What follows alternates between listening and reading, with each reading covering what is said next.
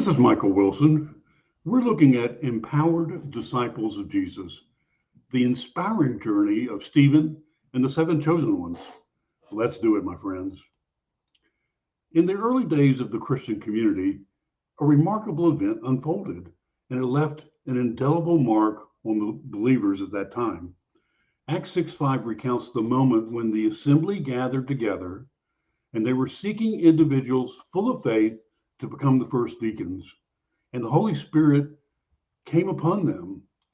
And so among the chosen were Stephen, Philip, Prochorus, Nicanor, Timon, Parmenas, and Nicolaus.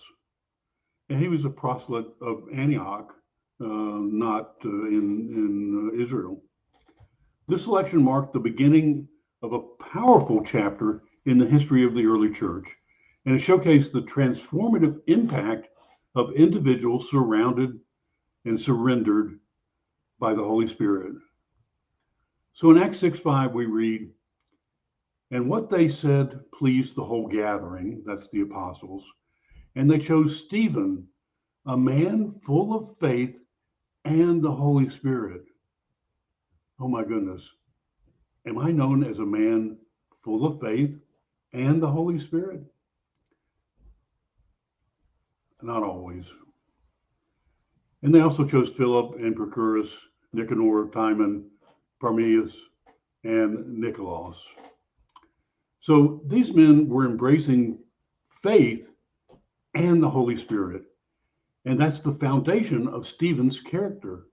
Stephen, described as a man full of faith in the Holy Spirit, exemplifies the qualities that set him apart, and they would exemplify the qualities that have set us apart in this day as well. Faith, the unwavering trust in God's promises, and the indwelling of the Holy Spirit were the pillars of Stephen's character. It is a profound reminder that our service to God is most effective when rooted in a deep and abiding relationship with Him.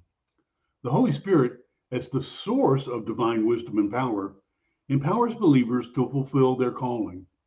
Stephen's life mirrored this truth as he fearlessly proclaimed the gospel and performed signs and wonders among the people. His actions reflected not only his faith, but also the transformative work of the Holy Spirit with him. So the dynamics of discipleship are a collective effort, we learned. They chose seven, and each person brought a unique set of gifts and talents, forming a diverse and very cohesive team. This collective effort emphasizes the beauty of unity within the body of believers. They weren't divided. These men came together. They came together full of faith, and they came together full of the Holy Spirit, and they served the community of Jesus, his church, his body, his bride.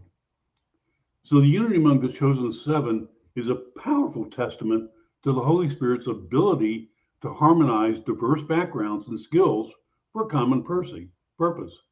The body of the Messiah, enriched by the unique contributions of its members, became a vibrant and dynamic force when guided by the Spirit. Stephen's courage in the face of opposition is renowned. As the narrative progresses, Stephen's journey takes a challenging turn. Faced with opposition, he boldly stood before the Sanhedrin, delivering a stirring defense of the Christian faith, and we find that in Acts 7. Stephen's unwavering commitment to the truth and his willingness to endure persecution showcase the resilience that comes from a life surrendered to the Holy Spirit. In moments of trial and adversity, Stephen's example inspires believers to stand firm in their conviction, trusting in the Holy Spirit's guidance. The courage displayed by Stephen echoes the promise of Jesus that the Spirit would provide the necessary words and strength in times of persecution.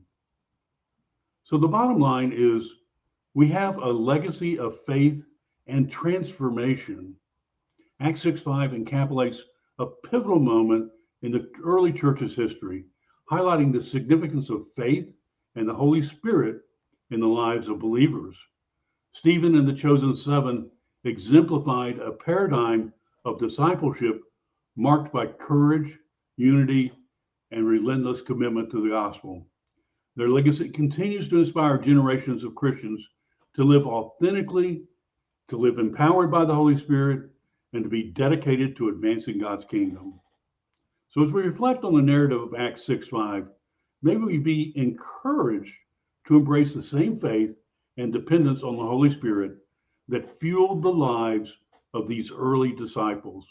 Let their example propel us into a deeper relationship with God, equipping us to impact our communities and the world with the transformative power of the gospel. And that's some mighty good news, brothers and sisters.